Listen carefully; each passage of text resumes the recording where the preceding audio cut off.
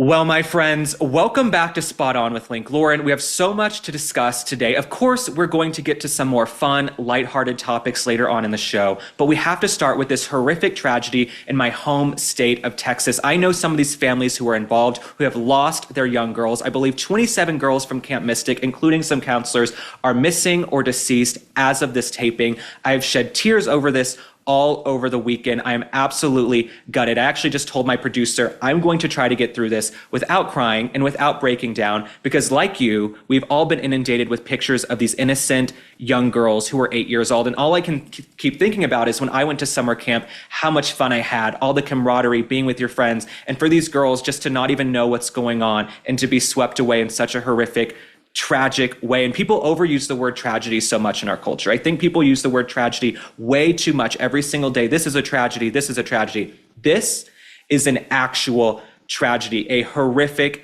devastating tragedy. But I'm going to give you the updates we have right now that are based in facts. This is all we have right now as of this taping. So President Trump declared a major disaster in Texas following this flooding. Here's what he had to say. He said, I have declared a major disaster under the Robert T. Stafford Disaster Relief and Emergency Assistance Act for the state of Texas due to damage resulting from severe storms, straight-line winds, and flooding beginning on July 2nd, 2025. I have authorized federal relief and recovery assistance in the affected area. Now, I could not be more grateful to Governor Greg Abbott. In my home state of Texas, Secretary Kristi Noem was down there. I also have to point out someone who is all over the news today. He'll be all over the news this week. There's so many heroes out there doing the work, trying to find these girls. They're civilians. There are folks from the Coast Guard. There are folks from the National Guard. I want to shout out someone.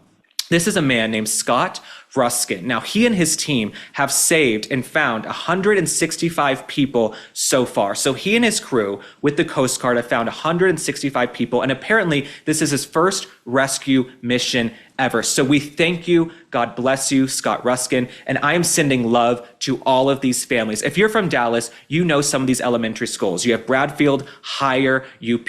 I went to Armstrong Elementary. I have mutual friends with some of these people. I've been in contact with them over the weekend, and you don't even know what to say when something like this happens. You really just don't know what to say. I pray for these families in their grief. I pray that these girls are found. The last thing I will say, the last point we have to make is that Secretary Kristi Noem says she is available at all times. I believe she's going back down there. I believe President Trump is going back down later in the week to visit, to survey the damage, to visit with the families. I assume we don't know what's going to happen, but all I can do is say, I am praying for all of these families. I am praying for you. I'm seeing everything you guys are seeing. And I told my producer, I do not want pictures of the girls in the show. I know some of these families are being hounded by the press. Their privacy is being invaded in a time where they need to be together and grieve. So I'm not going to be posting pictures of these innocent young girls on social media. I know some people have chosen to do that, but I am praying for these families and I'm praying for all of you. And now we're going to move on to some more topics. Now, I want to talk about two women who I don't think are good role models for young girls whatsoever, and that's Alex Cooper from the Call Her Daddy podcast and Charlize Theron. Now, I understand Alex Cooper, she has started this business. She is a staunch businesswoman. That is great. But Alex Cooper has built a career on telling young girls, F men, you don't need men, be single, freeze your eggs, ladies, you don't need a man for anything. That is what she has told all of these young girls. Many in the audience tune in to watch her for that reason, right? Well, Alex Cooper, to me, she's phony because she got married. She wants to have kids. She's living in a house with a white picket fence and a dog. She's having that traditional nuclear family American dream, but she doesn't want any of the girls listening to her to catch up, because if they find love and tradition and family, they're not going to be tuning in to the sex podcast, okay? Where they talk about every nook and cranny of their bodies. But that's who Alex Cooper is, and congratulations to her for getting hundreds of millions of dollars in this deal with SiriusXM. That's great. I'm happy for her and her contracts. But do I think she's the best role model for young women? No. Someone who went on her show and is going viral is none other than actress Charlize Theron. Now, we all know Charlize Theron from all of her movies. She's, I believe, won Oscars. She's worth hundreds of millions of dollars. Well, she goes on the Call Her Daddy podcast to opine on love and relationships. Now, I don't know why anyone is looking to Charlize Theron for relationship advice. She's not married, has never been married, hasn't really had a lot of success with men, and she said some very interesting things on the podcast about love. I want to take a look at one of the clips and then we'll discuss. I do not miss love. I might miss sex. Fair. That's fair. You're like, my vibrator is only doing so much. Yeah, no, look, the vibrator is good. And I'm having the kind of sex I never had in my 20s or in my 30s. Love. Yes. And so that part has been really exciting. But I'm not missing a relationship. I'm not missing the partnership that I think people think you miss when you're me.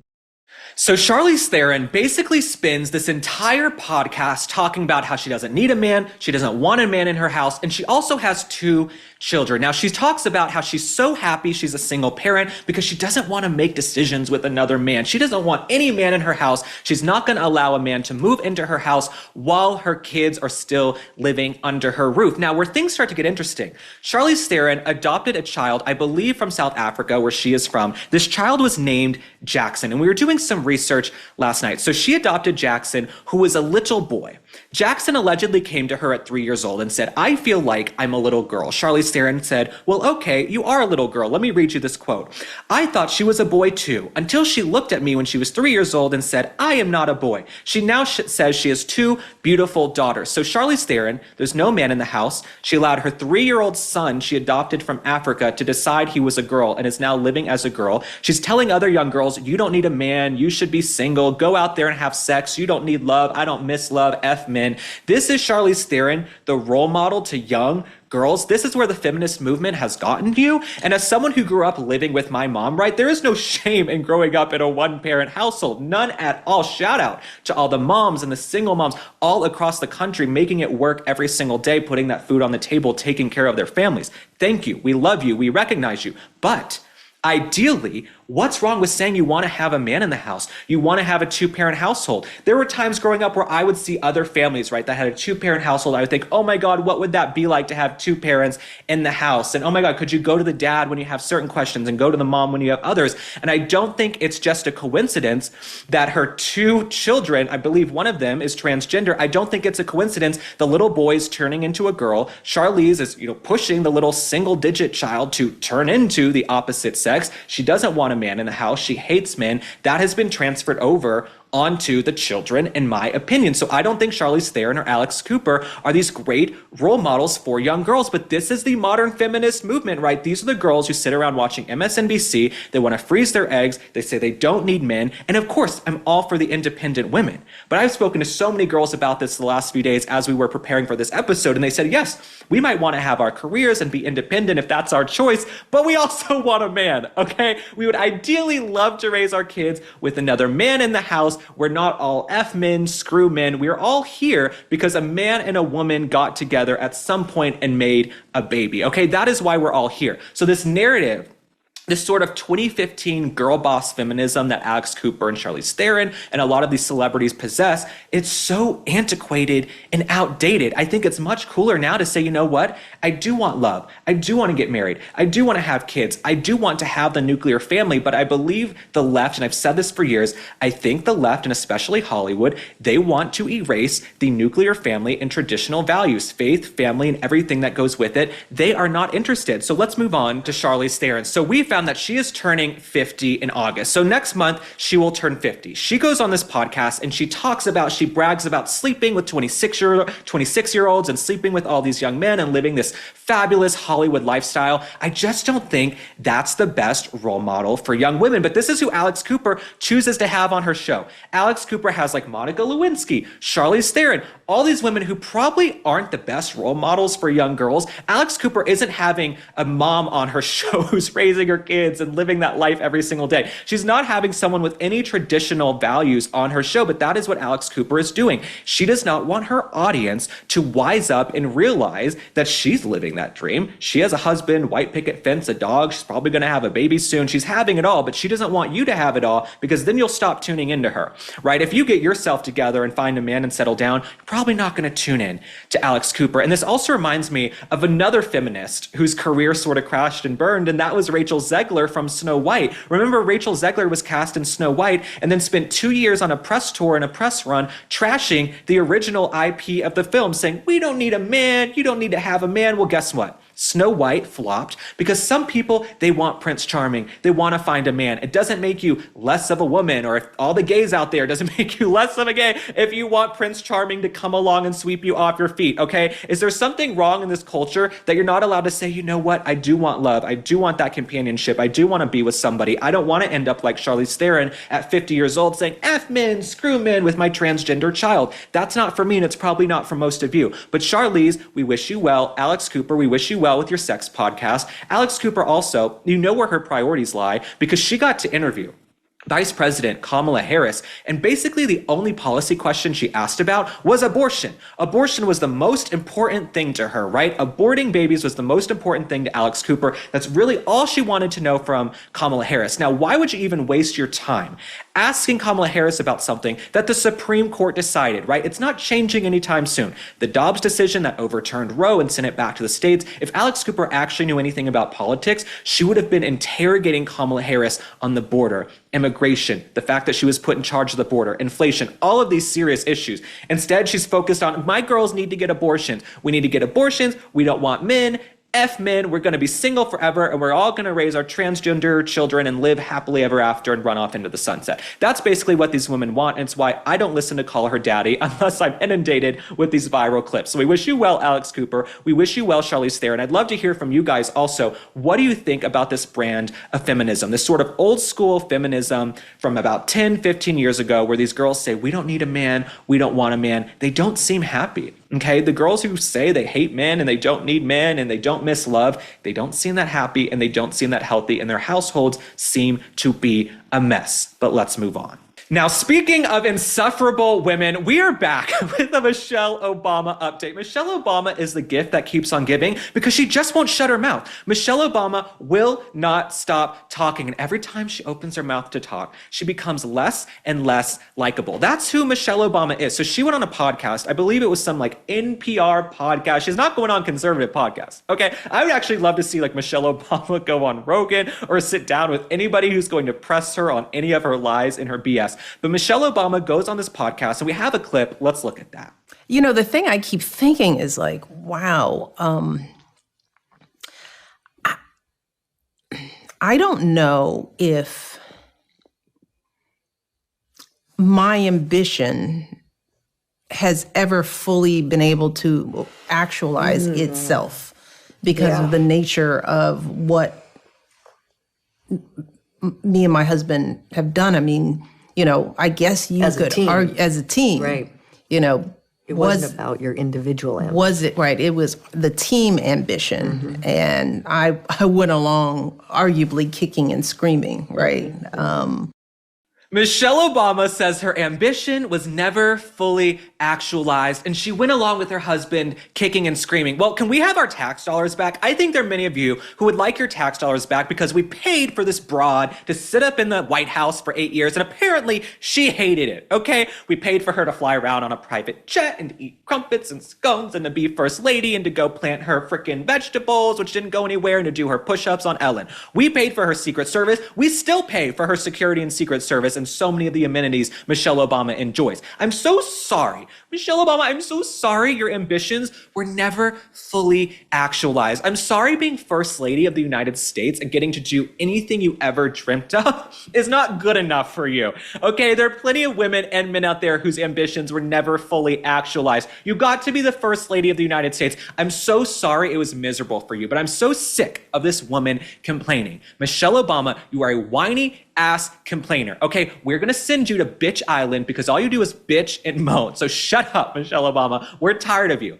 Your ambitions were never fully actualized. Well, you're sitting around a massive mansion in Martha's Vineyard. You have massive homes, like $100 million contracts allegedly with Netflix and book deals, and your ambitions were never fully actualized, and you went kicking and screaming into the White House? Oh my God, I'm so sorry, Michelle Obama. Get over it.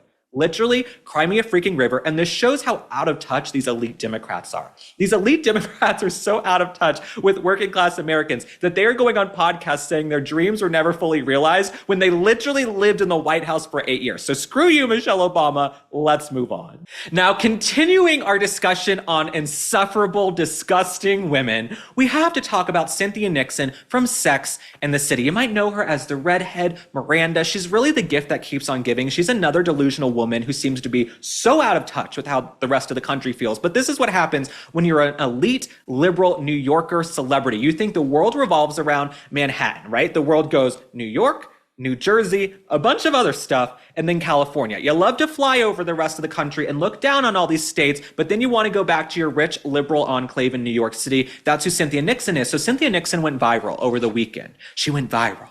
She went viral for posting a picture in a hat that says, "Make abortion great again." And it is obviously a red hat in the style of a Make America Great Again hat. So she's out on a boat. She's enjoying herself. It says, "Make abortion great again." Well, Cynthia Nixon, she's not raising the Brady Bunch here. So perhaps she has had several abortions. I don't know. Now she's a lesbian. One of her children, maybe her only child, is transgender. She clearly is not Mother of the Year. But this is what these feminists are doing, okay? All they care about is abortion. Literally all Cynthia Nixon cares about, Alex Cooper, Charlize Theron, all of these rich, out-of-touch celebrities, the most important issue to them, as it was in November of 2024 during the election, is abortion, okay? The day the Dobbs decision came down and Roe was overturned, their whole worlds came crashing and burning all the way to the ground. That is who Cynthia Nixon is. I thought this hat was tone-deaf and disgusting. Let's say you do support abortion, right? Let's say Cynthia Nixon supports abortion. It's her choice to be pro-choice. She lives in New York City. She chooses to live in this ultra-liberal enclave. But why is abortion such a flippant topic that women are just joking about it now? I look on social media, I look on TikTok, girls are saying, "Oh, I had 5 abortions, I had 10 abortions, I can't even remember how many abortions I had." Cynthia Nixon is posting, "Make abortion great again?" Murdering a baby? Murdering something that's inside of you and growing, make abortion great again, is so disgusting to me. If you're going to go get an abortion, you don't need to come on the internet and brag about it. I really, really think it's gross. I think Cynthia Nixon is perpetuating, as I said earlier, this old school 2015 feminism from 10 years ago. She doesn't realize where the culture has moved on. Okay. And if you say you support life, you're now called pro-natalist. God forbid you want to bring more healthy babies into the world and populate the planet. You want more happy families with happy children running around. But Cynthia Nixon is so flippant. She goes out there and wears a "Make Abortion Great Again" hat. But Cynthia Nixon, right, even though she's raising Jewish children, she's also very pro-Hamas. She's very pro-Palestine. She supports all these sort of liberal kids at Columbia and Harvard running around in their keffiyehs trying to pretend that they're victims. So she actually has a picture with Mahmoud Khalil. If you remember, he was the pro-Hamas Columbia University sympathizer. She's been posting pictures and hanging out with Mahmoud Khalil. So this is who Cynthia Nixon chooses to cavort with. I don't know what Sex and the City is doing with the reboot, keeping her around. She is not likable. She is one of the most liberal, extreme women. She's pro-Hamas, she's pro-abortion, she's pro-transing her children. I would love for her and her trans child to go visit Gaza. Go visit Gaza with your transgender child and let me know how it feels. Let me know how things go for you when you take all your LGBT stuff over to Gaza, okay? It's probably not going to go well for you, but keep hugging. Keep hugging on Mahmoud Khalil, your best friend, and keep wearing your ridiculous hats. I think the hat is absolutely disgusting, especially because there could be some young girls who look up to her. I don't think many young girls are looking up to Cynthia Nixon. She was never the favorite on Sex and the City. She doesn't have a lot to offer the culture. But Cynthia Nixon, you're disgusting with the Make Abortion Great Again hat, hanging out with Mahmoud Khalil. You've shown us exactly who you are. Am I still going to continue watching and just like that? Absolutely. I'm going to continue hate watching the show because I've already invested years of my life. Okay, I've already watched all of Sex and the City. I'm watching the reboot. So of course I will continue to watch Miranda plummet and spiral into absurdity, but we got to pay some bills. And after we pay some bills, I'll see you guys right back here. We've all had days when skin feels dull, hydration doesn't stick, and energy is all over the place. No amount of water, skincare, or coffee seems to help. That's when Peak's Radiant Skin duo came to the rescue, and it's been a game changer ever since. This doctor-recommended duo, trusted by experts like Dr. Mark Hyman, Dr. Jason Fung, and Dr. Will Cole, supports whole body wellness from the inside out. With over 15,000 five-star reviews, it's clear this duo delivers results. Here's why it works. Sun Goddess Matcha provides steady, calm energy throughout the day, no jitters, packed with L-theanine for focus and EGCG antioxidants. It supports skin clarity and gut health because great skin starts from within. BT Fountain electrolytes hydrate like nothing else. Even with plenty of water, many still feel dehydrated. The difference? Clinically proven ceramides lock moisture into the skin at a cellular level, leaving it plump, fresh, and glowing. Purity matters. Peak's quadruple toxin screening ensures all ingredients are free from heavy metals, pesticides, and mold. Just clean, science-backed hydration and energy. Say goodbye to fatigue, dry skin, and energy crashes. Ready for healthier hydration? Get 20% off plus a free frother and glass beaker here. peaklife.com/link. Again, that's peaklife.com/link. Now, I want to talk about a woman I absolutely love, and that is none other than First Lady Melania Trump. We have another FLOTUS update. Our first FLOTUS update a few weeks ago was absolutely a smash hit. You guys loved it. We even had Democrats and liberals writing in saying, hey, you made me fall in love with the First Lady. I'd been seeing so much propaganda on her for years. I thought she was this. I thought she was that. Everybody's realizing First Lady Melania Trump is an icon and we love her. And she's been so unfairly maligned by the mainstream media for so long. And it's so anathema to who she actually is. She loves her kid. She loves this country. She's an immigrant. She's self-made. But because this is what the liberal media does, and she happens to be a Republican, and she happens to be married to her husband, they're going to throw stones and throw mud on her. But I want to do, in this FLOTUS update, a little breakdown, okay, of some of the outfits she wore over the weekend. She had an appearance at the Children's Hospital in DC. It was beautiful. She visited the kids. She hung out with them. She drew pictures. They went and planted things. I thought it was amazing. I love seeing the First Lady out there. She does care so much about children. That's what her Take It Down Act is all about. That's what her Be Best campaign is all about. But we also want to get into the fashion because you guys want to know what the First Lady Melania Trump is wearing. And I had so many people messaging me saying, can you please do a breakdown? Can you do a breakdown on what the First Lady is wearing? So we're going to get into it, okay? We pulled all of this from a user on X named Remoulade Sauce. Now this user on X does full breakdowns of where you get all of her clothes. And a lot of these outfits, I believe, are put together by her incredible stylist, Hervé Pierre. Hervé Pierre did her inauguration gown in 2017, her inauguration gown just recently in January. He's a master and a maven at his craft. So let me read to you what she was wearing that day in DC. So her shirt was a Gabriella Hearst Mirtha pin-tucked polka dot silk twill shirt in ivory and navy. Her shoes were Roger Vivier ballet flats in off-white patent leather. Now, as I said last time, I think I just got a little bit gayer reading that. I actually think I got my gay card back reading that from the liberals who've been mad at me for saying I want nothing to do with the mainstream LGBTQ R2D2 community. But reading that, I think just made me a little bit gayer. Melania Trump, I had so many people messaging me saying, Melania Trump, she's in flats. Why is the First Lady wearing flats? You know what? She could wear a freaking burlap sack and look amazing because she's Melania Trump, okay? She's a supermodel. She's stunning. She's objectively the most gorgeous First Lady we've had in decades, probably ever, but I'm just being, politically correct. Melania Trump is gorgeous and stunning. If she wants to wear flats to go visit the Children's Hospital, she should be allowed to go wear flats to visit the Children's Hospital. Okay, she's hanging out with kids who are 2 or 3 feet tall. So all of you in my comments saying, why is the First Lady wearing flats? Because she's at the freaking Children's Hospital, because she cares about children. So let's move on to her next outfit.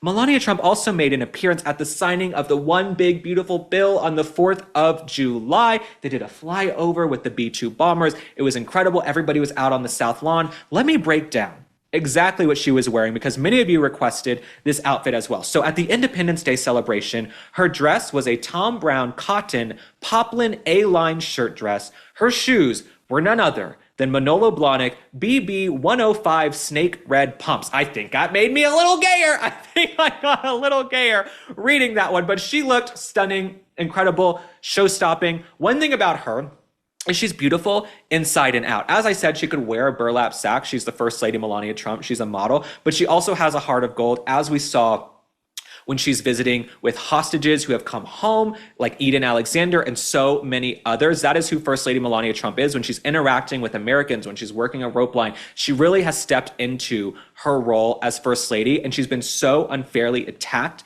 by the mainstream media for years. It's nice to see her, what I believe, enjoying herself. She seems to be enjoying herself as First Lady, and she looks incredible doing it. And I love that you guys also love these FLOTUS updates. And I also have to say, when the president pulled her in and they had a little bit of PDA, it's nice to have a couple back in the White House that actually loves each other. Okay, I know the mainstream media doesn't want to talk about this. The liberals say, oh, they can't stand each other. I'm here to tell you, to see a couple back in the White House that absolutely have love for each other and have a family together makes me so happy, because Michelle Obama, all she has done is go out there and trash her husband, Barack Obama, for the last few years on every single podcast. Hillary and Bill Clinton, I don't think there's a lot of love there. I don't think everything's super hunky-dory at home between Bill and Hillary Clinton. That seems like more of a business. But when the president pulled the First Lady Melania Trump in, it was a beautiful moment for the country, because we should be prioritizing family, faith, marriage, relationships, all of these things. And I know some people get upset with me for saying that. Now, this next topic is really going to piss off the Beehive, the Bayhive, the Sasha Fierce, Beyonce people, whatever they're called,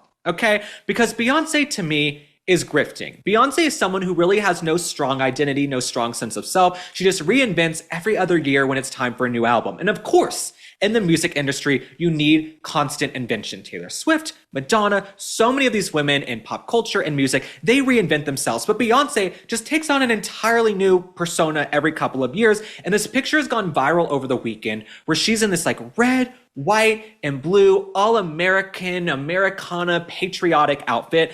And people were really confused. It was really confusing. I don't have my glasses or my contacts in, but I believe she has like a bottle in her mouth. I hope she has really strong veneers. She's got this bottle in her mouth, and she really has glommed onto this Americana brand, which I called out over the weekend. I did a post and I said, you know what? I'm going to say it. I don't know if we're supposed to say it out loud. I think Beyonce is grifting and adopting all of this Americana stuff because she's realizing it's cool to love your country.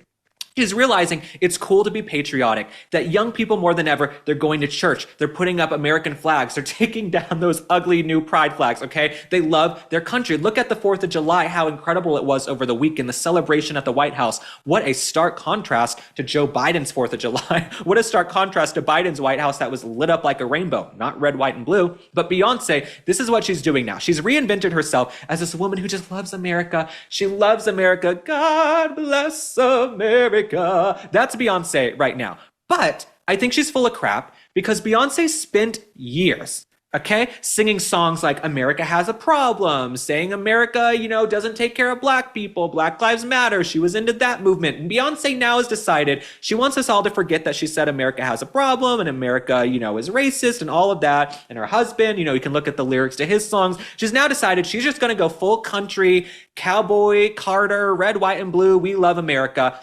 And I'm glad she's decided to come back to loving the United States of America, because I don't think she would fare so well in any other country, okay? If it weren't for the American dream, Beyonce would not be worth $1 gazillion like she is. She wouldn't have sold out concert tours. You understand what I'm saying? If Beyonce had been born in some little remote village somewhere in Africa, okay? Would she be Beyonce? Probably not. But the fact that she was born in Houston, Texas, and the fact that she had parents who were able to work and have the American dream and have businesses, that is why she is the way she is, and it's why she's here. So Beyonce, I am glad you've decided to adopt this red, white, and blue love for America. Come and join us. Okay, come and join us. But you need to stop singing your America Has a Problem and Black Lives Matter. It's like that ended up being a scam. All of that was a scam. America, yeah, do we have some issues we have to work out like every other country? Absolutely. But I would rather live here than any other country every single day of the week. So Beyonce, enjoy your reinvention. I'd love to hear from you guys what you think in the comments. Write to me on social media. It just seems phony to me. It also seems like she's really ramped up this all-American stuff post-election, right? Post-November 5th, when President Trump won with such a decisive victory and landslide, the popular vote, every single swing state, the House, the Senate, I think a lot of folks in the music industry are saying now, oh wait, there's money in conservatism, there's money in MAGA, there's money in the Republican Party. So Beyonce's now trying to do sort of a Men in Black mind eraser to get people to forget everything she said and everything she sang the last few years. But we don't forget. I don't have amnesia. I never forget anything because my mind is a catalog. But she's now leaning into the fact that it's popular to be conservative, it's popular to love your country, and Beyonce has endorsed every single Democratic candidate for years. She endorsed Hillary Clinton, a full-throated endorsement, me. And guess what? Hillary Clinton got her ass handed to her. She was back in Chappaqua hiking through the woods, okay? After that night at the Javits Center. She couldn't shatter the glass ceiling. Not because she was a woman, but because Hillary Clinton is very, very, very unlikable, okay? Hillary Clinton, we can discuss that in a later episode. She didn't lose because she's a woman. Kamala Harris didn't lose because they're women. They lost because they're freaking unlikable, terrible, and they have a hard time interacting with everyday Americans. So that's a whole separate conversation, and they have pretty dicey track records. But Beyonce also endorsed Kamala Harris. It was sort of like she was being held hostage. When Beyonce endorsed Kamala, I think the people were there thinking they were going to get a concert. She came out, she said, I endorse Kamala Harris for president. Can I go now? Like, that was Beyonce's endorsement of Kamala. She did not want to be there. She did what she thought she had to do for the DNC and the powers that be in the music industry and the people who cut her checks. But now that she realized, okay, President Trump won, it's popular to love your country, she's leaning into all the red, white, and blue. So Beyonce, thank you for joining us here in the land of people who love our country. Now, if you haven't vomited or thrown up already after discussing Charlize Theron, after discussing Alex Cooper, Michelle Obama, Beyonce, all of these out-of-touch celebrities, Cynthia Nixon, we have another Rosie O'Donnell update, okay? She's over in Ireland. I thought we were done with Rosie O'Donnell, but like I said last time, she must have a very strong Wi-Fi connection over in whatever Irish village she's living in, because we're stuck dealing with her still, okay? Rosie O'Donnell, she's one of these women whose brains broke. Her brain broke the second Trump won. Rosie O'Donnell, she's not going to recover. She's just one of these ladies, her brain went, okay, like a little twig, it went, and she's not ever going to recover. But Rosie O'Donnell, she's decided to chime in and opine on all of the comings and goings and things happening here in the United States. Even though she left, she still wants to chime in, okay? She's like that person who says, I don't want to go to the party. I don't want to be at that party. And then you see them next week at work and they're like, who was at the party? What'd y'all drink? What'd y'all eat? Was it fun? What music were they playing? Bitch, you should have just come to the damn party. So Rosie O'Donnell, she's over in Ireland, but she won't stop stalking everything that's going on here in the United States. She posted a video discussing the 4th of July that I want us to take a look at. We hold these truths to be self-evident, that all men are created equal, that they are endowed by their Creator with certain inalienable rights, and among these are life, liberty, and the pursuit of happiness. To secure these rights, governments are instituted among men, deriving their just power from the consent of the governed.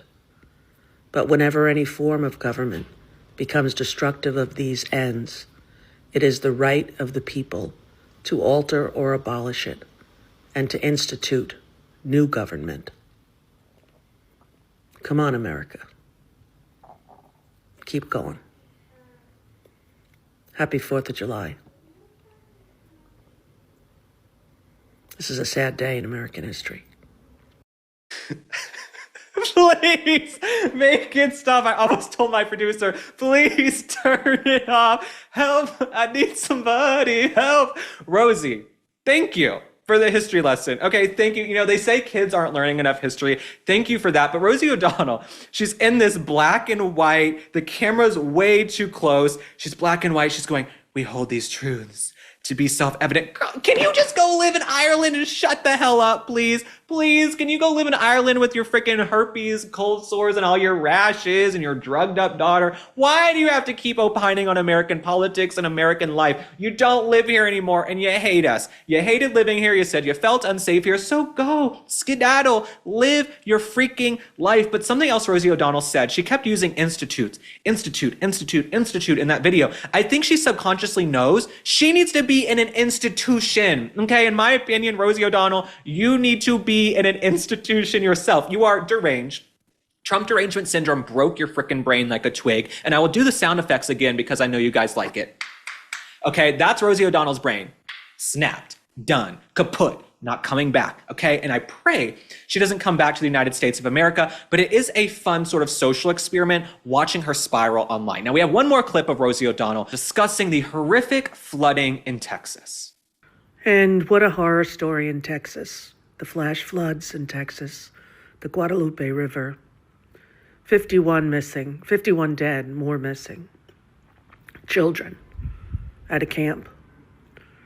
And you know, when the president guts all of the early warning systems and the weathering forecast abilities of the government, these are the results that we're going to start to see on a daily basis, because he's put this country in so much danger by his horrible, horrible decisions and this ridiculously immoral bill that he just signed into law.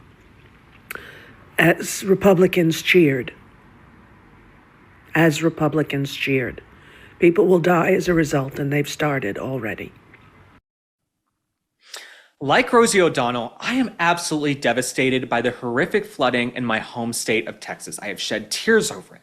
But I'm also disgusted by folks like Rosie and folks on the left and folks in the mainstream media who are trying to make this a political play. They are trying to politicize the deaths of young, innocent girls who are swept away at their summer camp, and I think it's absolutely unconscionable.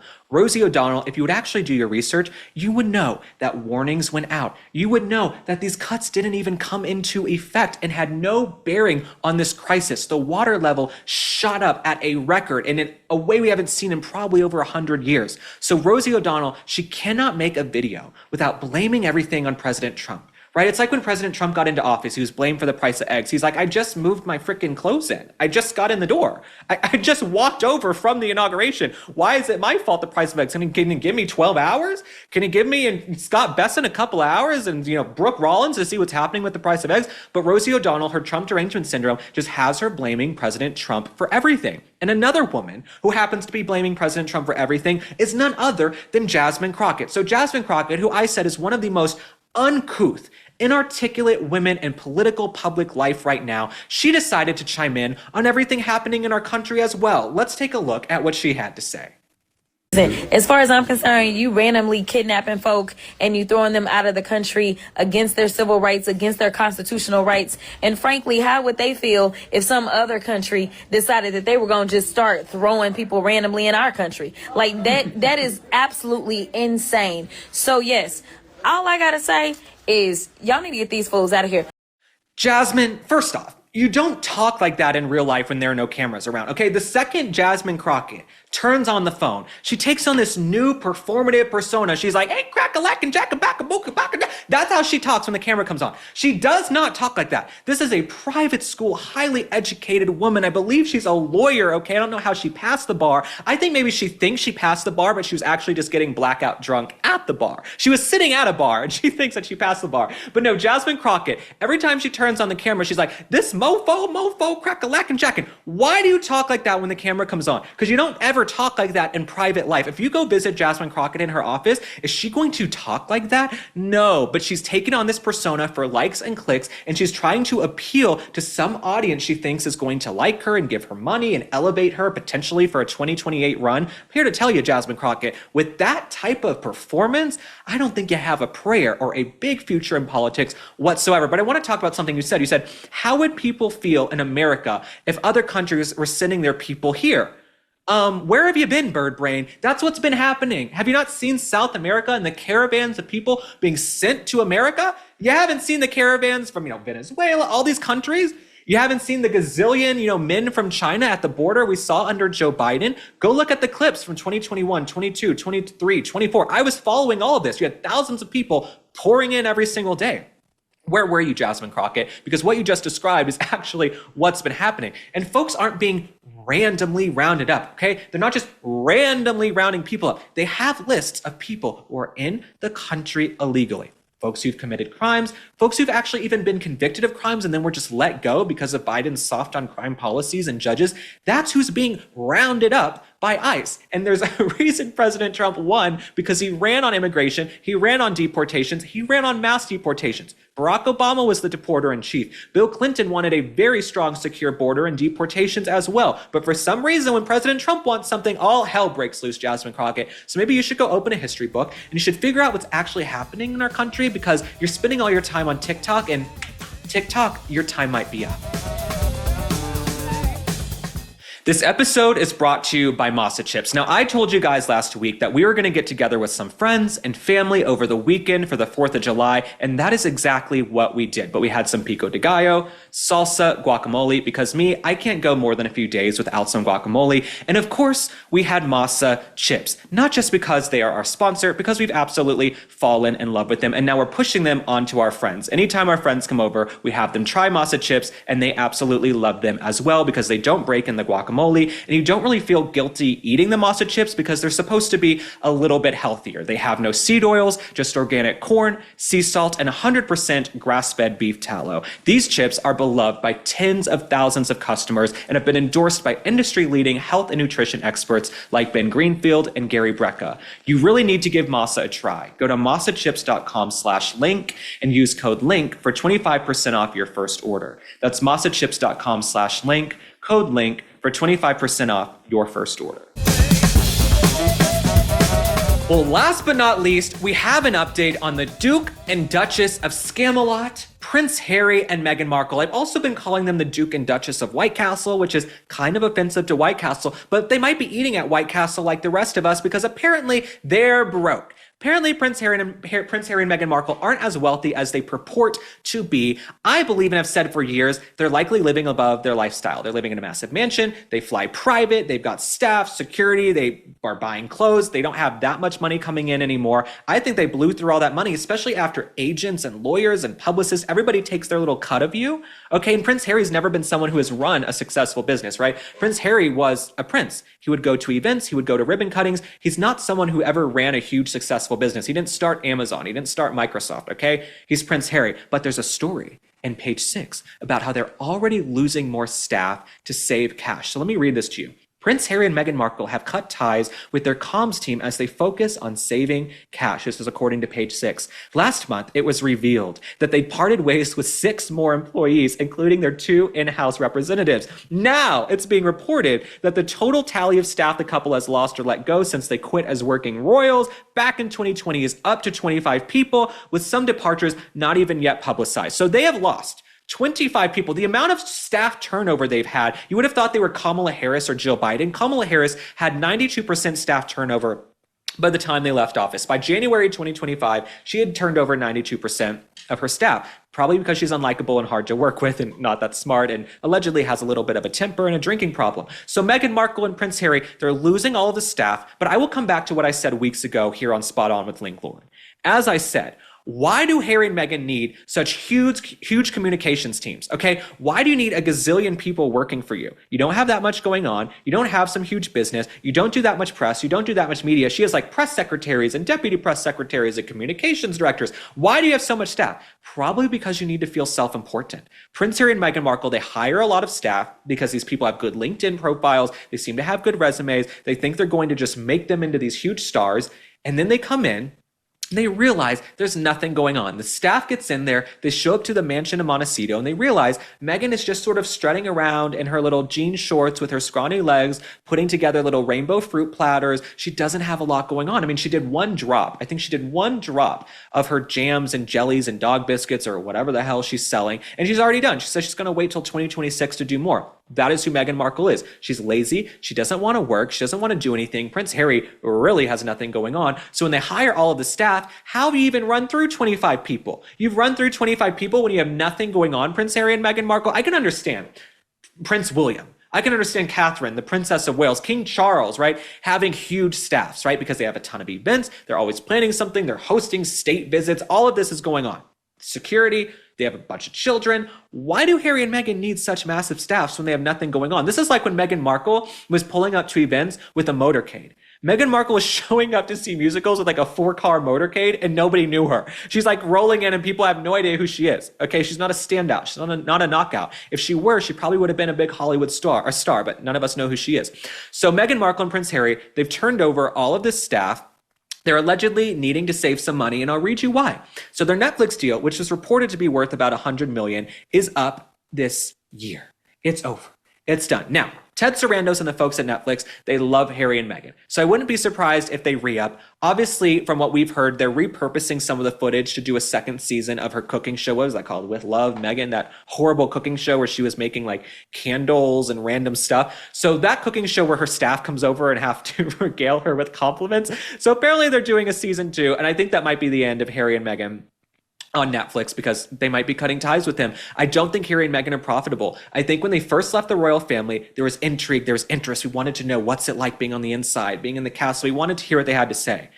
And then they just unmasked themselves as these liars, right? Everything that came out of their mouth ended up being refuted, rebuked. It didn't have any basis in reality. She accused the royal family of racism. She shanked them. She made the queen's dying last days miserable. She kicked up dirt and drama and trouble. And then Prince Harry goes and writes a tell-all book. He does a docuseries with his wife, Meghan, and they continue to kick up trouble. I think people are over it. Nobody cares anymore. The Kardashians, people don't really care about them anymore. I think there's a shift away from all of this celebrity culture. I think celebrities, as we saw in this last election, have less influence than ever before. Nobody cares. In fact, a celebrity endorsement of a product might turn you off of that product. A celebrity endorsement of a candidate or a cause might turn you off from that cause, because why do we want rich, liberal celebrities who live in Montecito mansions next to Oprah Winfrey telling us how to live our lives? But that's what Harry and Meghan do, and it's probably why their staff has gone running for the hills, and they're going to just pretend that was all a fever dream and they never worked for Harry and Meghan Markle. And maybe we'll hear from some of the staff. You know, Palace staff, we were hearing little stories from about the bullying and the way she was treating people allegedly. I think we'll hear from the staff someday. I think cracks become craters. Where there's smoke, there's fire. I think we'll hear a little bit more, but I will circle back to one of my original points. Why did you need 25 people working for you to begin with? Because you have nothing going on. But that concludes this episode of Spot On with Link Lauren. I want to thank you guys for tuning in. I love that I can be open and vulnerable with you guys, to use a buzzword, but there are some heavy topics that we're going to have to discuss. And one thing about me, to use another buzzword of the moment of the year, I just try to be authentic and just tell you guys exactly how I'm feeling. I have been absolutely gutted and horrified by what's happened in Texas, seeing all the pictures and thinking of the young girls and knowing some of these people. These people are from my neighborhood where I grew up, right? I have been absolutely devastated, and I like that I can come on camera and say that to you guys and say, look, I'm not having a great day with this. But we got into some fun topics. We talked about Harry and Meghan. We talked about Charlize Theron and her ridiculousness and her transgender child, and Cynthia Nixon. We talked about Michelle Obama, Rosie O'Donnell. We got into so many things, and I love that we can do that on this show. So thank you guys for liking and following. I will see you on the next one. Bye.